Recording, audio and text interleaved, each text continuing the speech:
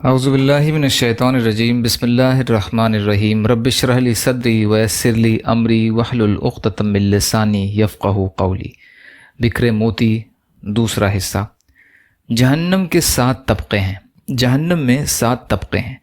ہر طبقہ خاص لوگوں کے لیے خاص ہوگا۔ جیسے ایک طبقہ ایک دروازہ مشرکوں کے لیے ہے، ایک دہریوں کے لیے ہے، ایک زندیقوں کے لیے ہے، ایک زانیوں، سود خوروں، چوروں اور ڈاکوؤں کے لیے وغیرہ وغیرہ۔ یا 7 دروازوں سے مراد 7 طبق اور 7 درجے ہیں۔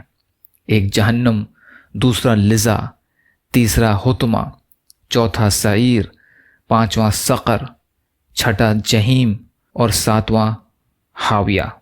جہنم یہ سب سے اوپر والا درجہ ہے جس میں موحدین کو داخل کیا جائے گا، جنہیں کچھ سزا دینے کے بعد یا سفارش پر نکال دیا جائے گا۔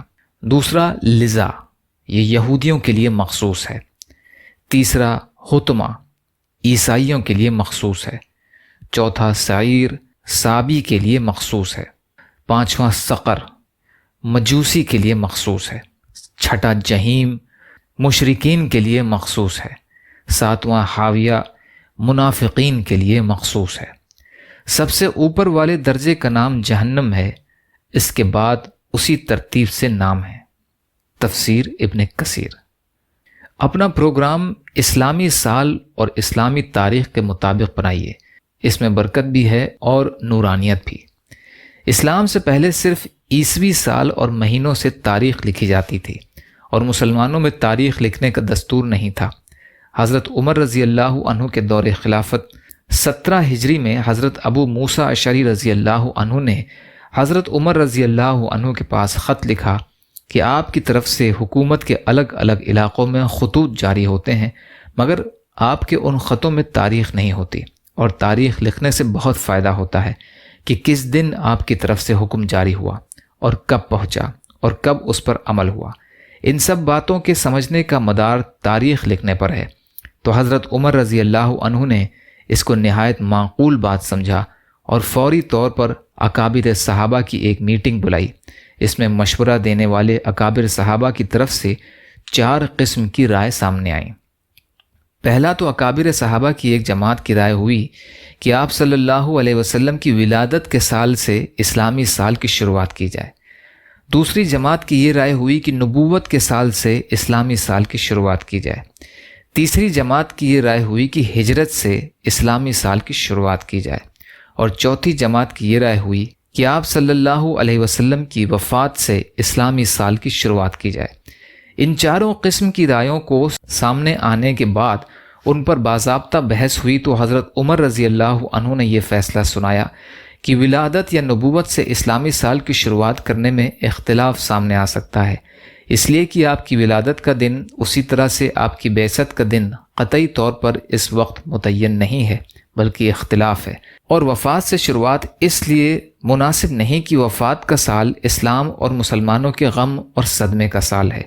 اس لیے مناسب یہ ہوگا کہ ہجرت سے اسلامی سال کی شروعات کی جائے۔ اس میں 4 خوبیاں ہیں۔ حضرت عمر رضی اللہ عنہ فرماتے ہیں کہ ہجرت نے ایک حق اور باطل کے درمیان میں واضح امتیاز پیدا کر دیا۔ یہی وہ سال ہے جس میں اسلام کو عزت اور قوت ملی۔ یہی وہ سال ہے جس میں نبی کریم صلی اللہ علیہ وسلم اور مسلمان امن اور سکون کے ساتھ بغیر خوف و خطر کے اللہ کی عبادت کرنے لگے۔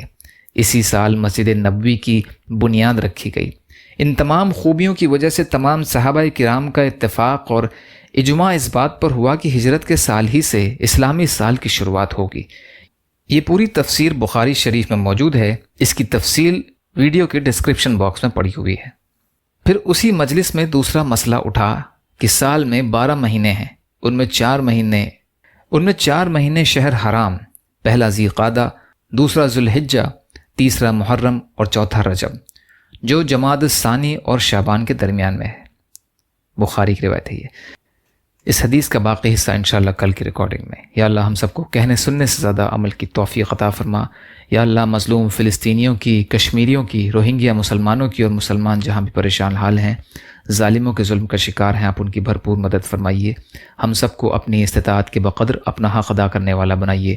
یا اللہ آپ قادر مطلق ہیں، ہر شے پر قادر ہیں، آپ کے لیے ہر چیز آسان ہے، ہمارے لیے آسانیاں پیدا فرمائیے، صبر کرنے والا، شکر کرنے والا اور اچھی طرح عبادت کرنے والا بنائیے۔ یا اللہ صحت کلی اور صحت حسنہ عطا فرمائیے۔ یا اللہ اپنے حلال میں سے دیجیے، حرام سے بچائیے، اپنے غیر سے بے نیاز کر دیجیے۔